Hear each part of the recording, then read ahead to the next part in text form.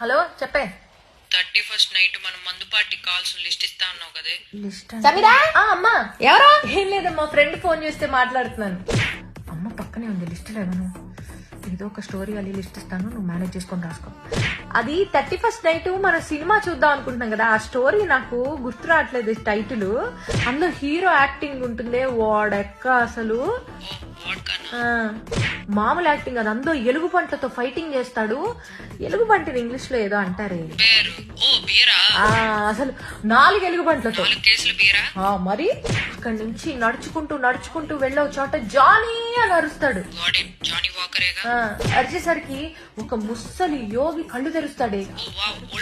అంతేగా, కళ్ళు తెరిచేసరికి హీరో అంటాడు, ఈ మధ్య నీకు టెక్కి ఇలా అలా కాదు మామూలుగా ఎక్కలేదు అంటాడు.